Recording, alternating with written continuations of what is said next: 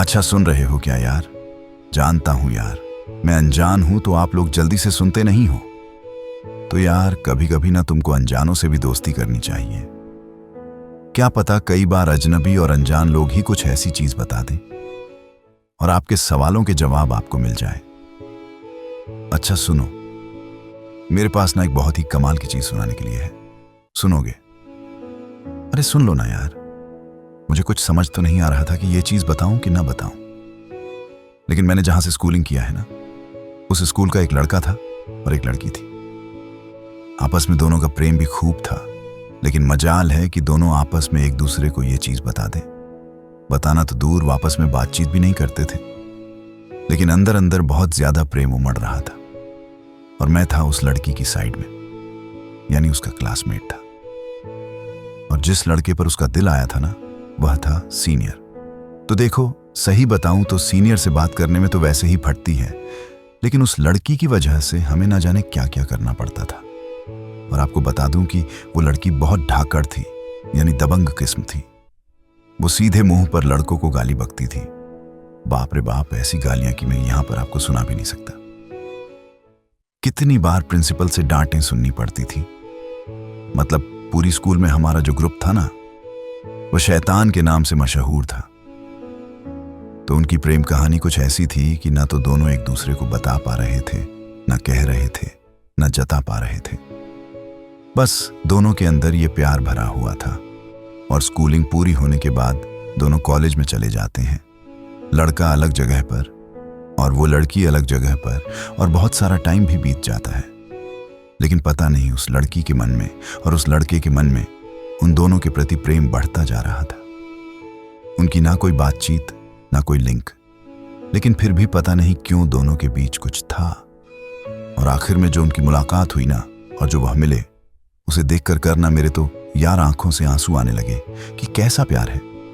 इतनी दूर होने के बावजूद भी ना कोई बातचीत, ना कोई लिंक, फिर भी इतना मजबूत प्रेम कैसे बन सकता है। और इस जमाने में जब लोग एक्स्ट्रा मैरिटल अफेयर करते हैं, जब इनका मन किसी एक पर नहीं टिकता है, तब इनका मन आपस में बिना जुड़े हुए भी टिक गया। यार दांत देनी पड़ेगी इनकी। तो इस प्रेम कहानी को मैंने यहां पर लिखने की कोशिश की है, जो अब आपको सुनाने जा रहा हूं। ड्रेसिंग टेबल के सामने बैठी 26 साल की लड़की अपने बालों को संवार रही थी। तभी उसने जुड़ा बनाने के लिए बालों को समेटा और उसकी छोटी बहन उसे देखती हुई बोली, क्या दी, आज तो बाल खोल लो, आज लड़के वाले देखने आने वाले हैं आपको। ड्यूटी नहीं जाना है, जो ऐसे ही तैयार होकर चली जाओगी। रेखा ने लंबी सांस ली और बालों को खुला छोड़ दिया। रेखा की छोटी बहन मीना ने बातों में हल्का सा क्लेवर लगाया और चेहरे पर 2 लट्टें डालती हुई बोली, आज रिश्ता पक्का हो ही जाएगा, देखना आप। रेखा यह सुनकर फीकी तरह मुस्कुरा दी और मीना उसके सामने बड़े से झुमके रखते हुए बोली, इन्हें जरूर पहनना, कसम से ललन टॉप लगेंगी। मीना मां की आवाज सुनकर नीचे की तरफ भाग गई और रेखा उन झमकों को देखने लगी। रेखा आगरा में एक सीनियर पुलिस ऑफिसर के पद पर तैनात थी।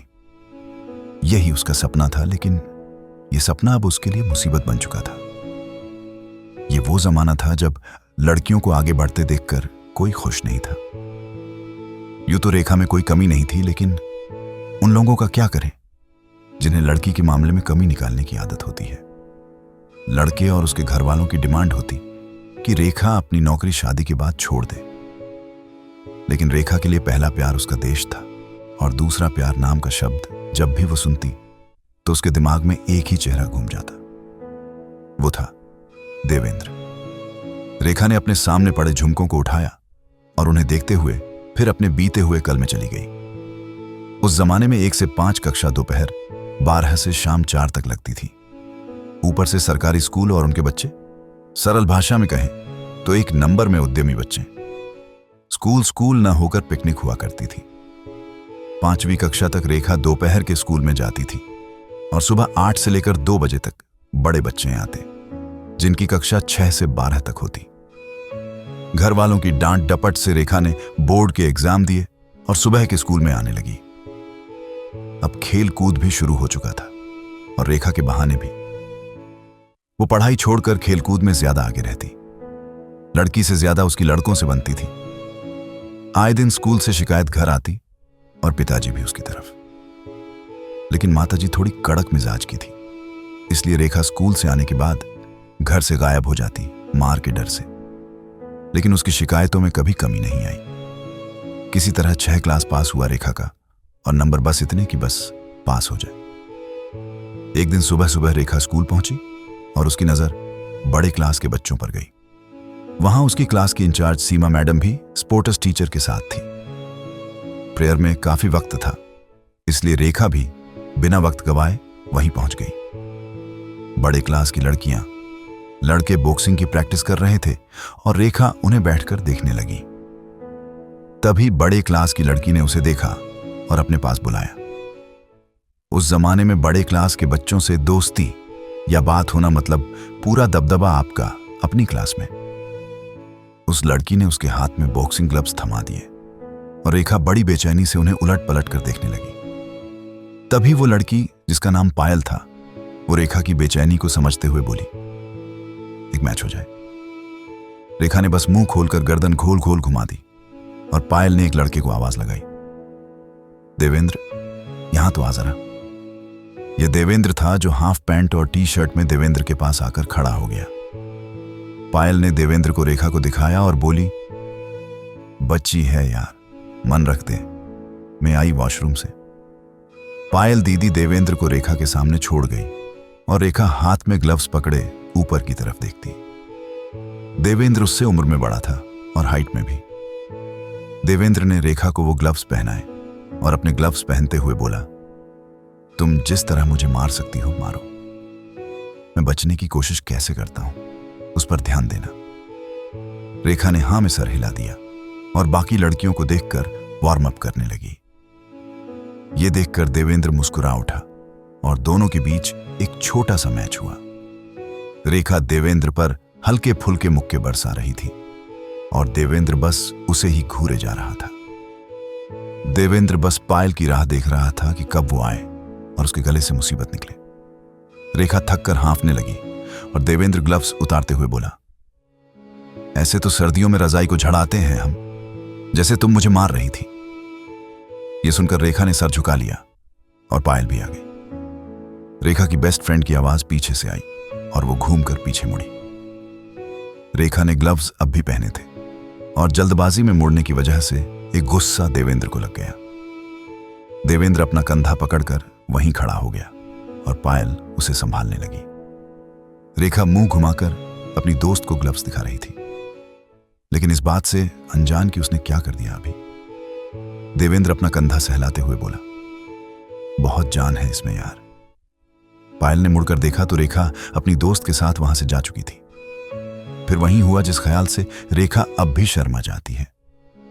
आते जाते उसे देवेंद्र दिखता तो वो मुस्कुरा देती, लेकिन देवेंद्र अपनी धुन में ही मस्त रहता। अक्सर प्रिंसिपल के ऑफिस में देवेंद्र को रेखा दिखी जाती। अरे अरे, आप गलत समझ रहे हो, यहां शाबाशी सिर्फ देवेंद्र को ही मिलती और वो प्रिंसिपल सर का फेवरेट स्टूडेंट्स था। लेकिन अपनी रेखा हमेशा यहां डांट खाने आती। कभी पंखा तोड़ दिया, कभी बेंच तोड़ दिया, कभी पुरानी टाट पट्टी गायब होकर अपने आप स्टोर रूम से नई पट्टियां निकल आती। कभी ठंडे पानी का फ्रीजर खराब हो जाता तो कभी प्रेयर में हनुमान चालीसा गाया जाता। कभी घमंडी लड़कियों का मेकअप, वैसलीन, बोरो प्लस गायब हो जाती। रेखा जब भी डांट खाती वो बस सर झुकाए चुपके सामने बैठे देवेंद्र को देख लेती। देवेंद्र अपनी क्लास 10 का मॉनिटर था और जूनियर क्लास के यूनिट टेस्ट, हर हफ्ते ले जाने वाले टेस्ट पेपर चेक करता रहता। रेखा मन ही मन खड़ूस प्रिंसिपल पर भड़ास निकालती रहती और देवेंद्र प्रिंसिपल की डांट भरी बातें सुनकर हंसता रहता। वक्त इसी तरह गुजर रहा था और रेखा के मन में अब देवेंद्र के लिए एक जगह बन चुकी थी। देवेंद्र किस वक्त स्कूल आता है, उसका घर कौन से एरिया में है, कोई महिला मित्र है या नहीं, घर में कौन कौन है, दोस्ती किन लड़कों से, सब कुछ रेखा की नजर में रहता। अब लड़कों से दोस्ती का यही फायदा था बस रेखा को, बाकी तो वो उन लड़कों के मामले में ज्यादा पिटती थी।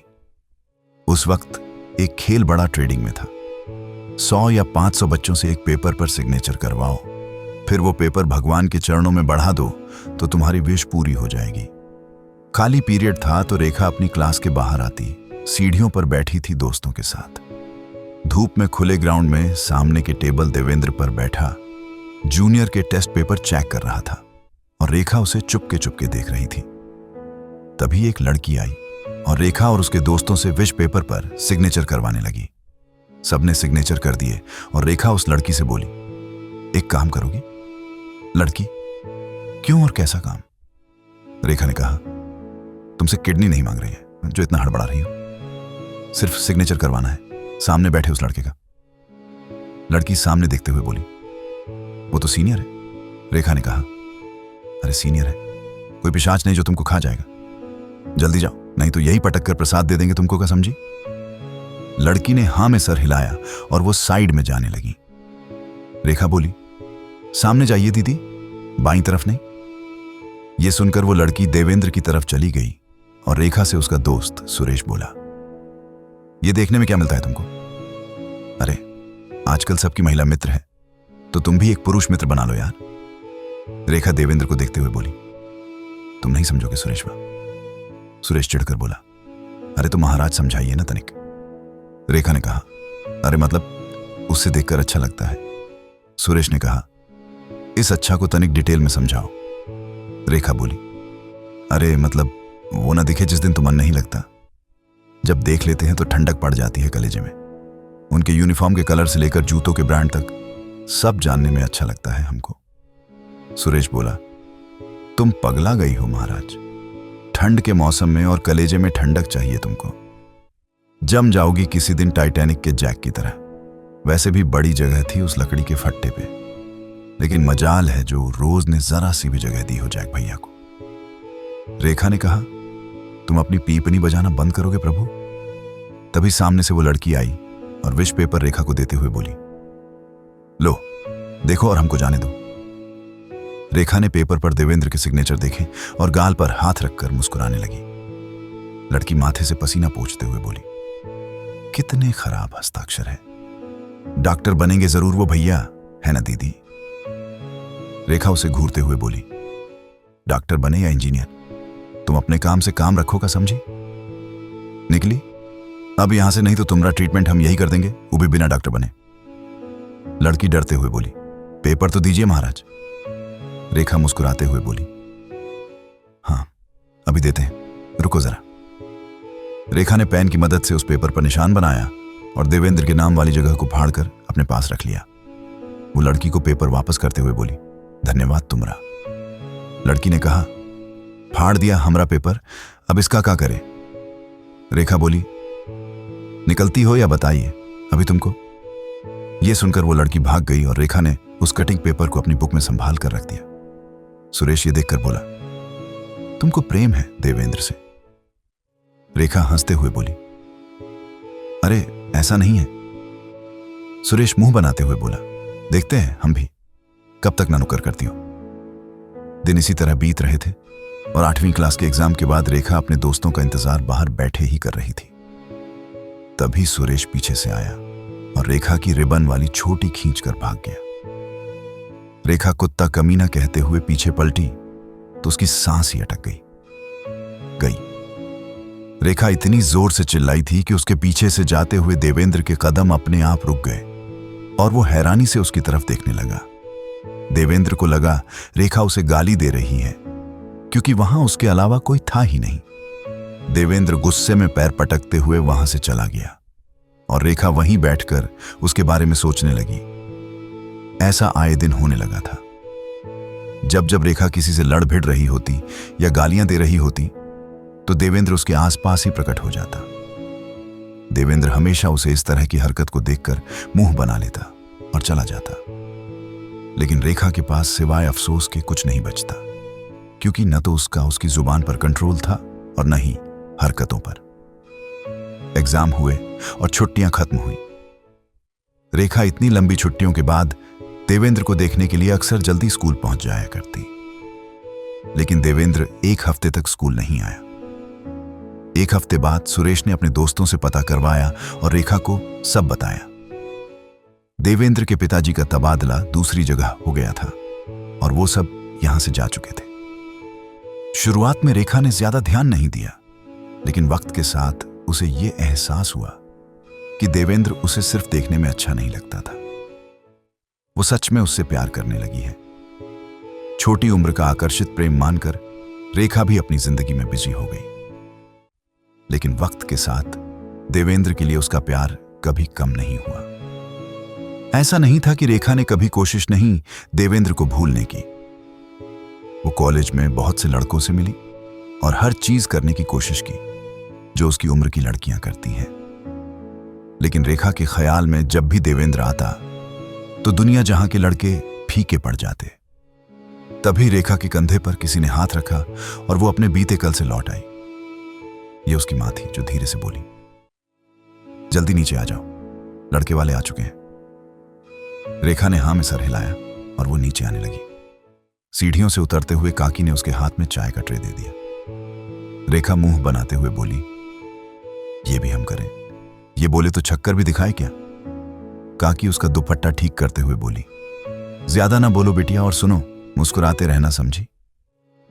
रेखा ने हां में सर हिलाया और वो हॉल में बैठे हुए लोगों की तरफ बढ़ गई। एक औरत जो शायद लड़के की मां थी, उन्होंने रेखा को अपने पास बिठाया। रेखा ने नजर उठाकर भी किसी को नहीं देखा, क्योंकि उसे देखना था ही नहीं। लड़की नौकरी नहीं छोड़ेंगी शादी के बाद भी, ये सुनकर ये पहली ट्रेन पकड़ लेंगे, तो क्या करना देखने दिखाने से। सामने बैठे लड़के ने एक नजर भर रेखा को एक नजर देखा और फिर अपनी नजरें झुका ली। लड़के वालों को रेखा बहुत पसंद आई थी और रेखा के घर वालों को लड़का। इसी बीच लड़का रेखा के पिताजी से बोला, अंकल, आपको अगर ऐतराज ना हो तो मैं रेखा से अकेले में कुछ बात करना चाहता हूं। रेखा के पिताजी ने कहा, हां बेटा, क्यों नहीं। वैसे भी वो जमाना और था जब बिना मिले देखे शादी हो जाया करती थी। रेखा, आप दामाद जी को छत दिखा दीजिए। शाम को जब सूरज डूबता है तो दृश्य बड़ा मनमोहक हो जाता है। रेखा ने हां में सर हिलाया और सीढ़ियां चलने लगी। उसके पीछे पीछे लड़का भी बड़े बड़े लेकर कदम चल रहा था। रेखा छत पर आ गई और ग्रिल पर हाथ रखकर सामने डूबते सूरज को देखने लगी। लड़का उससे कुछ दूरी बनाकर खड़ा हो गया और दोनों में काफी वक्त तक खामोशी पसरी रही। वो लड़का अपना गला साफ करते हुए बोता, रेखा, मैं घुमा फिरकर बात नहीं करूंगा, इसलिए साफ साफ बोलता हूं जो बोलना है। मैं आर्मी में कैप्टन हूं, दिन रात मौत से सामना होता है। तो क्या तुम रह सकती हो ऐसे इंसान के साथ जिसका सिंदूर तुम्हारी मांग से कब मिट जाए कह नहीं सकते। रेखा ने कहा, आप ऐसी लड़की के साथ रह सकते हैं जिसके साथ पल भर में क्या हो जाए कह नहीं सकते। आपके जितना जोखिम तो नहीं है मेरी ड्यूटी में, लेकिन वक्त का कुछ कह नहीं सकते। सबसे जरूरी बात कि मैं अपनी ड्यूटी को नहीं छोड़ सकती। अगर आप इस उम्मीद में बैठे हैं कि मैं अपने फर्ज से पीछे हट जाऊं इस शादी के लिए, तो ऐसा कभी नहीं होगा। आगे मर्जी आपकी है और आप खुशी खुशी ना कर सकते हैं। मुझे रत्ती भर का बुरा नहीं लगेगी।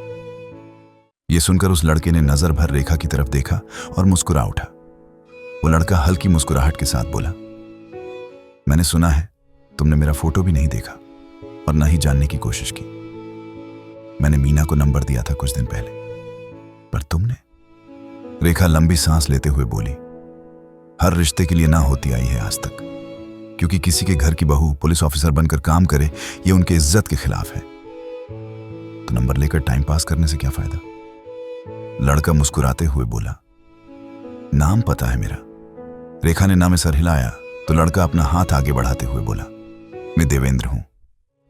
देवेंद्र नाम सुनकर रेखा के रोंगटे खड़े हो गए और उसकी नजर सामने खड़े लड़के पर चली गई। ये देवेंद्र ही था उसका पहला प्यार। वही नैन नक्श, वही लंबी हाइट, बस चेहरे पर हल्की सी दाढ़ी मूछें जरूर आ गई थी। सबसे खास उसकी मुस्कुराहट जो पहले की तरह कायम थी। रेखा इकट्ठक उसे ही देख रही थी तो देवेंद्र हैरानी से उसके सामने। देवेंद्र हाथ हिलाते हुए बोला, कहां खो गई? नाम पसंद नहीं आया या फिर मैं? रेखा खुद को संभालते हुए बोली, आपने स्कूल कहां से पूरा किया था? देवेंद्र याद करते हुए बोला, आगरा गायत्री पब्लिक स्कूल। लेकिन तुम ये क्यों पूछ रही हो? रेखा सर झुकाते हुए बोली, एक लड़की याद है जो आपको गाली देती थी, लड़कों को मारती थी, प्रिंसिपल के ऑफिस में लगभग हर रोज डोट खाती थी। आपने एक बार उसके साथ बॉक्सिंग मैच भी खेला था, किसी पायल के कहने पर। देवेंद्र कुछ याद करके ना मैं सर हिलाते हुए बोला, नहीं, ऐसा कुछ तो मुझे याद नहीं। यह सुनकर रेखा की पलकें गीली हो गई और वो देवेंद्र की तरफ पीठ दिखाते हुए बोली, अब नीचे चलना चाहिए, सब इंतजार कर रहे होंगे। देवेंद्र हैरानी से बोला, अरे हुआ क्या, जवाब तो देती जाओ। रेखा ने कोई जवाब नहीं दिया, जाने के लिए सीढ़ियों की तरफ भागी। तभी देवेंद्र ने उसका हाथ पकड़कर अपनी तरफ खींचा और रेखा उसके सीने से आ लगी। देवेंद्र उसके बालों को एक तरफ करके बोला, चुपके से मेरे सिग्नेचर करवा कर उन्हें छूकर मुस्कुराना, चुपके से मेरी क्लास में आकर टीचर से जबरदस्ती बात करना, और भी बहुत कुछ था जो तुम भूल रही हो। यह सुनकर रेखा ने हैरानी भरी नजरों से देवेंद्र को देखा और देवेंद्र बोला, नजरें बहुत जल्दी पढ़ लेता हूं बचपन से ही, गंदी आदत है, जाती ही नहीं। रेखा ने कहा, मैं याद हूं। देवेंद्र उसे सीने से लगाकर बोला, एक ही तो लड़की पागल थी मेरे पीछे, तुम्हारे चर्चे मेरे कानों तक ना आए, ऐसा हुआ नहीं। यह सुनकर रेखा धीरे से बोली, आपने ढूंढने की कोशिश भी नहीं की मुझे कभी। मैंने फेसबुक पर बहुत ढूंढा, सब दोस्त मिल गए, लेकिन आप नहीं। देवेंद्र मुस्कुराते हुए बोला, पहले इतना वक्त नहीं था और अब ड्यूटी की वजह से मैं ये सब चीजें इस्तेमाल नहीं करता, लेकिन तुम्हें अक्सर देख लेता था किसी दोस्त की आईडी से। नजर तेज है तो अपने पीछे इतनी पागल लड़की को हाथ से जाने कैसे देता। यह सुनकर रेखा भी मुस्कुरा उठी और देवेंद्र उसका सर थपथपाते हुए बोला, तो इंस्पेक्टर साहिबा बनेंगी आप, दुल्हन हमारी। रेखा ने हां में सर हिलाया तो देवेंद्र बोला, 1 महीने बाद का मुहूर्त है, उससे पहले शादी कर ले, क्योंकि फिर जाकर मेरा वापस आना कब होगा कुछ कह नहीं सकते। रेखा ने हां में सर हिलाया और थोड़ा डरते हुए बोली, लेकिन मेरी ड्यूटी। देवेंद्र मुस्कुराते हुए बोला, वो फर्ज है तुम्हारा और तुम्हारा पहला प्यार, जैसे मेरा है पहले देश, फिर तुम्हें यहां रहकर अपना फर्ज पूरा करना है और मैं बॉर्डर पर अपना, समझिए अब। रेखा ने हां में सर हिलाया और 1 महीना पंख लगाकर उड़ गया। दोनों घरों में खुशी का माहौल था और रेखा के पैर खुशी की वजह से जमीन पर नहीं पड़ रहे थे। शादी की पहली रात रेखा दुल्हन बनी देवेंद्र के कमरे में बैठी थी और देवेंद्र उसे देखकर मुस्कुरा उठा। देवेंद्र ने दरवाजा बंद किया और बोला, कुछ है मेरे पास तुम्हारे लिए। रेखा धीमी आवाज में बोली, मेरे पास भी। बेड पर बैठते ही देवेंद्र ने एक पैकेट उसके हाथों में थमा दिया और बोला, बताओ पसंद आया या नहीं। रेखा घूंघट में ही वो पैकेट खोलने लगी तो देवेंद्र परेशान होकर बोला, कमरे में कोई तीसरा नहीं है तो तुम ये दुपट्टा हटा सकती हो। देवेंद्र ने रेखा का दुपट्टा हटाया और रेखा वो पैकेट खोलने लगी। देवेंद्र चेहरे पर हाथ रखे अपनी दुल्हन को देखिए जा रहा था और रेखा ने उस पैकेट में से एक खूबसूरत सी साड़ी निकाल ली। रेखा साड़ी देखकर बच्चों की तरह खुश हो गई और देवेंद्र बोला, पसंद आई। रेखा ने कहा, मेरे पसंद के रंग की है, पसंद तो आएगी ही। यह सुनकर देवेंद्र ने रेखा का हाथ चूम लिया और रेखा ने देवेंद्र की तरफ एक बॉक्स बढ़ा दिया। देवेंद्र ने वो खोलकर देखा तो उसमें 2 डायरी थी, एक खाली और एक भरी हुई। देवेंद्र ने देखा उसमें देवेंद्र का वो सिग्नेचर भी था जिसे रेखा ने संभाल कर रखा था। रेखा दूसरी डायरी की तरफ इशारा करते हुए बोली, बहुत दिन या महीने तक शायद हमारी बात भी ना हो पाए जब आप वापस चले जाएंगे, इसलिए आप उस वक्त जो भी महसूस करें वो इसमें जरूर लिखना। जब आप नहीं थे तो मैंने ऐसा ही किया और सब कुछ इस वाली डायरी में लिखा। देवेंद्र ने हां में सर हिलाया और रेखा को गले लगा लिया। रेखा देवेंद्र की बाहों में सिमटी मुस्कुरा रही थी और देवेंद्र उसकी लिखी हुई डायरी पढ़कर सुना रहा था। रेखा ने देवेंद्र के जाने के बाद वाले पड़ावों के बारे में लिखा था। देवेंद्र भी हर चीज याद करके खुद को खुश नसीब मानकर फूले नहीं समा रहा था। दोनों का पहला प्यार वही थे और आज ही रात उनका ये प्यार उनकी बाहों में था। इनका सही है यार, देवेंद्र को ऐसी लड़की मिली है ना कि आज के जमाने में अगर आप लालटेन लेकर घूमोगे ना तो भी यार आपको ऐसी कोई लड़की नहीं मिलने वाली है। मुझे बड़ी हैरान होती है यार कि आज के समय में लोग एक जगह पर टिकते क्यों नहीं, चारों ओर मुंह क्यों मारते फिरते हैं। अगर हर कोई किसी एक पर टिक जाए ना, तो ये जितने भी गलत काम होते हैं ना यार, वह सब होना रुक जाए। आखिर अपने साथी को चीट कैसे कर लेते हैं, और आजकल तो और पता नहीं क्यों। लेकिन ये जो एक्स्ट्रा मैरिटल अफेयर है, उसको बहुत ज्यादा ग्लोरीफाई करके दिखाया जाता है। अब मुझे समझ में नहीं आता कि ऐसा क्यों हो रहा है। उनकी बुद्धि भांग खाने गई है क्या? मतलब हम जितने ज्यादा मॉडर्न होते जा रहे हैं, उतने ज्यादा अपने संस्कार की ऐसी तैसी करते जा रहे हैं। खैर यार, मुझे क्या, मैं भी आपके जैसे ही हूं। अब तुम और मैं कुछ कर तो सकते नहीं, बस इन चीजों के बारे में चर्चा कर सकते हैं, क्योंकि दुनिया किसी एक के चाहने से नहीं बदल सकती, लेकिन हर के चाहने से जरूर बदल सकती है। ओके यार, बहुत थक गया हूं। एक कप चाय का बनाऊंगा और फिर अच्छे से एक नींद लूंगा, फिर देखता हूं क्या करता हूं। क्योंकि सच बताऊं तो एकदम बेरोजगार आदमी हूं, कोई काम नहीं है मेरे पास। बस ऐसे ही टाइम पास कर रहा हूं यार। अच्छा ठीक है ना? ओके यार।